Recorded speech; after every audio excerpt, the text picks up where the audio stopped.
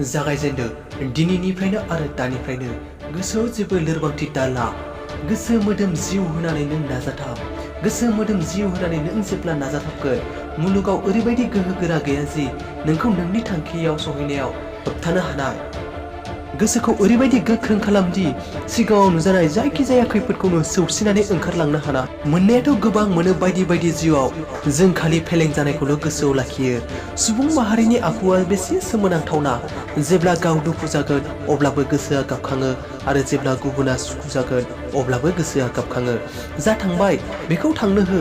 बेखौ सानबाय थानो नाङा जा मोनदों बेखौल' नों खोमानो नाङा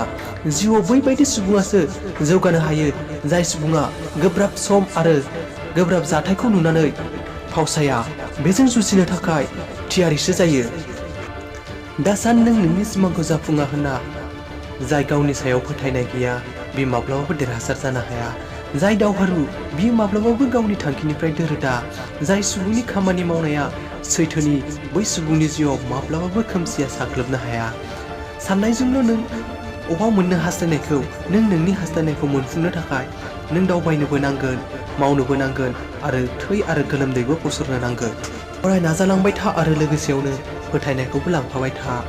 अराय मोजांनिख्रुइ मोजांसिनखौ नागिर दैमानि रुगुं मोनदोंब्ला लैथोनि रुगुंखौ नागिर अब्लासो नों मुलुगाव सिनाय जागोन गोसो थोनाय मोजां मोननायनि थाखाय जों सान हर ओंखाम जाया दै लोङा बेखौनो सानबाय थायो बेखौनो मोननो थाखाय नाजाथाबबाय थायो बिदिनो नों गावनि थांखिखौबो मोजां मोन आरो गावनि थांखिखौबो हास्थाय बिनि थाखाय सान हर ओंखाम दाजा सान हर दै दा लों अरायसम बेखौनो सानबाय था अरायसम बेखौ मोननो थाखाय नाजाथाबबाय था बुबाय थायोब्लाथ' अन्थायाबो जामो जुदि नाजाबाय थायोब्ला मोनैखौबो मोनो नुयैखौबो नुयो सुथुरखौबो लोगो खालामनो हायो खालि जों नाजानोल' नांगौ जानाय जायै रोंनाय रोङि बेफोरखौ नों दा सानबाय था खालि नों नाजालांबायल' था दिनै बुजियाखै गाबोन बुजिगोन दिनै हायाखै गाबोन हागोन गावनि मावनांगौखौल' नों मावलांबाय था बिब्दिनो मावै मावै सानसे नोंनाव ओरैबायदि एक्सपिरियेन्स जानांगोन दि बेफोरो नोंनि थाखाय खेलासो जानानै फैगोन गोजोन्थों खुलुमबाय भिडिअखौ नायनानै मोजां मोनदोंब्ला अन्नानै लाइक खालाम शेयार खालाम आरो साबस्क्राइब खालाम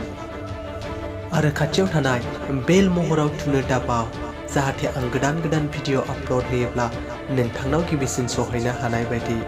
आरो लोगोसेयावनो सिङाव थांनानै कमेन्ट बक्सआव आंखौ थुलुंगा हरनो दाबाव गोजोन्थों।